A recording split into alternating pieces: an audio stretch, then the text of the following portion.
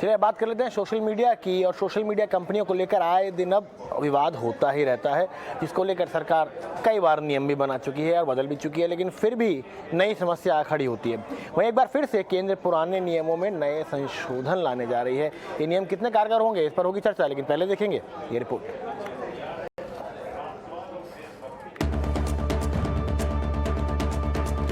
Social media कंपनियों की मनमानी पर लगाम लगाने की तैयारी में सरकार जुट गई है।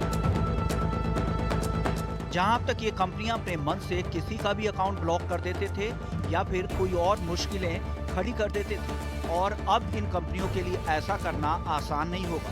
अगर मेजर प्रपोजल अगर देखा जाए तो सरकार ने 2 नए क्लॉजेस इंट्रोड्यूस करने की बात करी है, और इस क्लॉज में इंटरमीडियरीज को साफ ये कर दिया है कि उनको इंडियन कॉन्स्टिट्यूशन के हिसाब से पूरी तरह से अपने प्लेटफॉर्म की रूल्स एंड रेगुलेशंस को फॉलो करना होगा। और साथ ही साथ अगर एक मेजर चेंज अगर हम देखें अमेंडमेंट में, तो सरकार ने एक ग्रीवेंस एपेलेट कमेटी को भी प्रपोज करा है। जो ग्रीवेंस एपेलेट कमेटी होगी, ये बाकी इंटरमीडियरी का जो अलग स्ट्रक्चर बना हुआ है ग्रीवेंस को टैकल करने के लिए, उसको ये कमेटी सुपरसीड करेगी। सूचना प्रौद्योगिकी मंत्रालय ने पुराने सूचना तकनीक नियमों में संशोधन का खाका तैयार कर लिया है, जिसके लिए लोगों से सुझाव भी मांगे जा रहे हैं। दरअसल सरकार का मानना है कि ये कंपनियां भारतीय नागरिकों के संवैधानिक अधिकारों का हनन न कर सके। वहीं सोशल मीडिया एवं इंटरनेट कंपनियों से जुड़ी शिकायतों के निपटारे के लिए सरकार अपीली पैनल बनाने जा रही है, जो इन कंपनियों के फैसलों पर समय समय पर विचार विमर्श करती रहेगी। वहीं जरूरत पड़ी तो केंद्र सरकार 1 से ज्यादा अपीली समितियों का गठन कर सकती है, जिनमें एक अध्यक्ष और कुछ सदस्य होंगे। अमेंडमेंट जो सरकार ने इंट्रोड्यूस करी है, वो इस क्लॉज को लेकर इंट्रोड्यूस करी है कि कुछ कंटेंट को लेकर, कुछ ऐसे आपत्तिजनक कंटेंट को लेकर सोशल मीडिया कंपनीज को एक नई डायरेक्शन दी जाएगी कि 72 घंटे के अंदर, यानी कि 3 दिन के अंदर अंदर कंपनीज को उस कंटेंट को रिमूव करना होगा। तो कुल मिला के अगर देखा जाए तो सरकार ने 4 अमेंडमेंट्स को प्रपोज करा है, और इन अमेंडमेंट्स में सरकार ने वैलिड रीजंस भी दिए हैं। और सरकार का कहना है कि ग्रीवेंस एपेलेट कमेटी बनाने का सजेशन इसलिए दिया गया है क्योंकि जो करंट जो स्ट्रक्चर है उसमें काफ़ी ऐसी कंप्लेंट्स आ रही हैं कि जितने भी कंज्यूमर्स हैं इन सारी ही ऐप्स के, जितनी भी सोशल मीडिया कंपनीज के, वो अभी संतुष्ट नहीं हैं। तो उसको एक सुपरसीड करने के लिए एक अलग से एक स्ट्रक्चर बनाया गया है ग्रीवेंस एपेलेट कमेटी का। भारत में लगातार इंटरनेट यूजर्स बढ़ते जा रहे हैं और डिजिटल इकोसिस्टम में गड़बड़ियां आ रही हैं। बिग टेक कंपनियों से शिकायतें भी बढ़ रही हैं, जिसके चलते ये कदम काफी बड़ा कदम होगा। किसी व्यक्ति की शिकायत पर सोशल मीडिया प्लेटफॉर्म के शिकायत अधिकारी के फैसलों के खिलाफ 30 दिन के अंदर अपीली समिति के सामने अपील की जा सकेगी।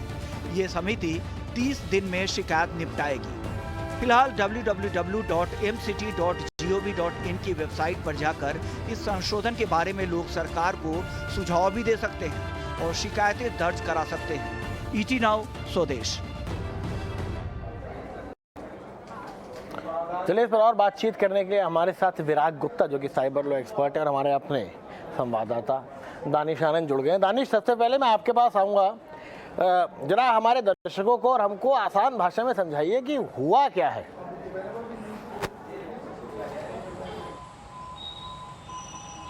देखिए, जो मिनिस्ट्री ऑफ इलेक्ट्रॉनिक्स और आईटी है, उन्होंने पिछले साल आईटी रूल्स को रिलीज़ किया था, तो उसी पर सरकार 4 अमेंडमेंट्स लेकर आने वाली है। ये जो 4 अमेंडमेंट्स यानी कि 4 संशोधन सरकार जल्द लेकर आने वाली है, इसका प्रपोजल दिया गया है। लेकिन सबसे बड़ा अमेंडमेंट जो सरकार वो लेकर आ रही है, वो एक ग्रीवेंस रिड्रेसल कमेटी को लेकर है, यानी कि ये एक अलग से कमेटी बनाई जाएगी। जो एग्जिस्टिंग जो स्ट्रक्चर है जो सोशल मीडिया कंपनी यानी इंटरमीडियरीज का, अगर कोई यूज़र उसे नाखुश रहता है तो वो उनको अप्रोच कर सकते हैं। तो एक तरह से देखा जाए तो यूज़र्स के लिए ये एक अच्छी चीज़ है, क्योंकि उनको एक और कमेटी मिल जाएगी जहाँ पे वो अपना केस सामने रख सकते हैं। लेकिन एट द सेम टाइम में सोशल मीडिया कंपनीज लिए चैलेंज भी हो सकता है।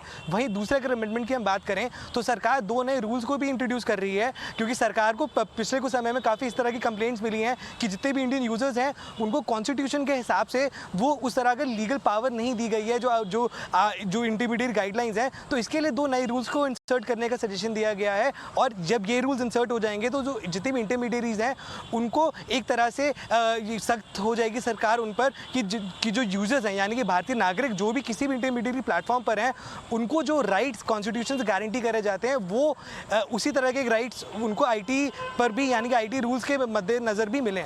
और इसके अलावा जो एक और जो चेंज सरकार अमेंडमेंट में लेके आ रही है, वो सरकार चाहती है कि जो 72 आवर्स के अंदर कुछ ऐसा क्रूशल डेटा हो या क्रूशल तरह के ऐसे पोस्ट हो जो वायरल हो सकते हैं, जो कंटेंट वायरल ज़्यादा जल्दी से जल्द हो सकता है, उसको लगाम लगाने के लिए 72 आवर्स का टाइम दिया जाएगा इंटरमीडिएट कंपनीज को कि यूजर्स के उस पर्टिकुलर रिक्वेस्ट को वो ब्रिंग डाउन कर सकते। तो कुल मिलाकर के देखा जाए तो 4 नए अमेंडमेंट्स आ रहे हैं।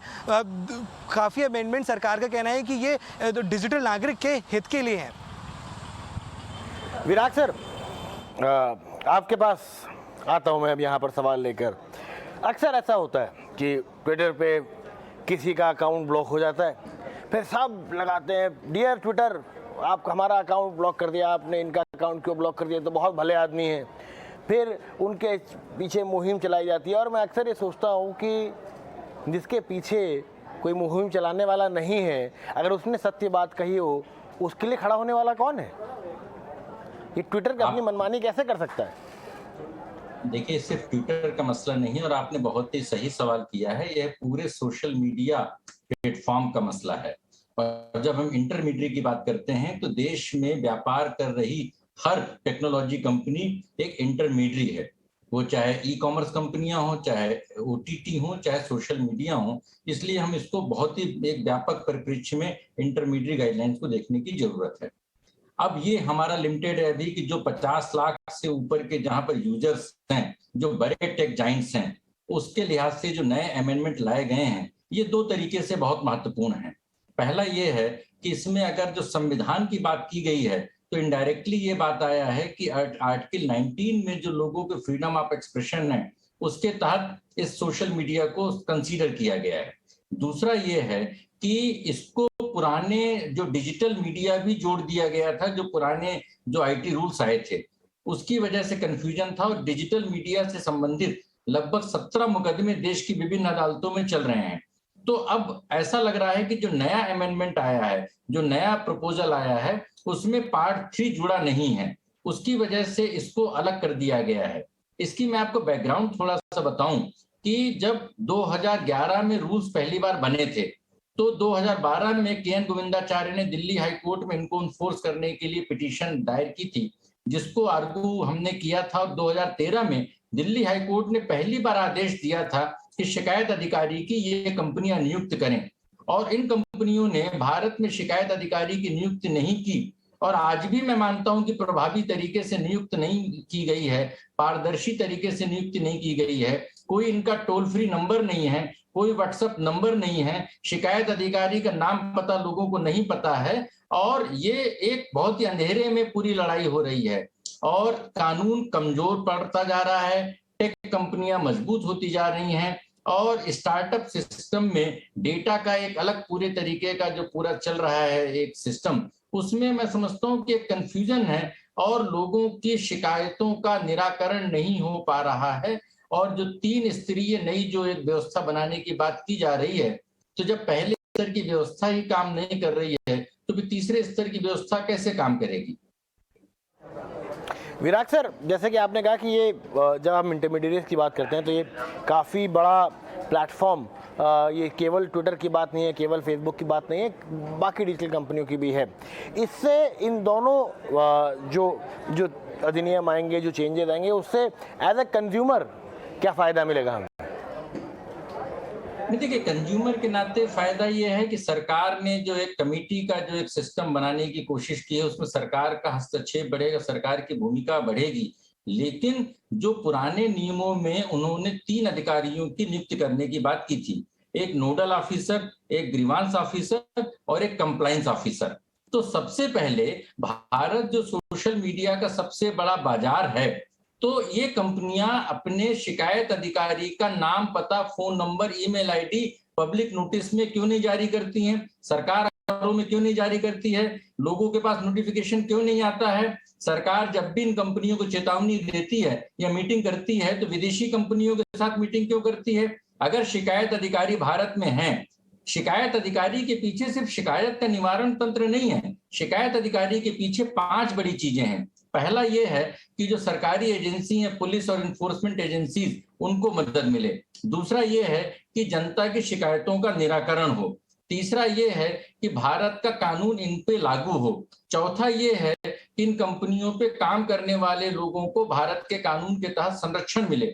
और पांचवा ये है कि जो डेटा प्रोटेक्शन है, जो डेटा लोकलाइजेशन है, वो डेटा लोकलाइजेशन भारत में हो। और इन पांचों चीजों के परिणाम स्वरूप भारत में इन कंपनियों के ऊपर पूरा टैक्स लगे, पूरी टैक्स वसूली हो। लेकिन कहीं से भी जो कानून के जो पूरे पर्पस हैं, इन कंपनियों का बाजार सैकड़ों गुना बढ़ गया है, लेकिन कंप्लायंसेस नहीं बढ़ी हैं। और आज भी पुलिस, इन्फोर्समेंट एजेंसीज और जनता, उनको जब भी कोई दिक्कत आती है तो लोग भागते रहते हैं। लोगों को समझ में नहीं आता है कि कैसे अपनी शिकायत दर्ज कराएं या क्या कारण था, किस तरीके से चीजें थी। और इसको हम यहाँ पर नहीं, अंतरराष्ट्रीय स्तर पर देख सकते हैं। जब ट्विटर ने ट्रंप का जब अकाउंट सस्पेंड किया था, या जब मस्क अभी ट्विटर का अधिग्रहण कर रहे हैं और वो पूछ रहे हैं कि आपके कितने बोगस अकाउंट्स हैं, तो ये जो व्यापार में पारदर्शिता नहीं है, जवाबदेही नहीं है, उसके बारे में नियमों में बदलाव होने चाहिए।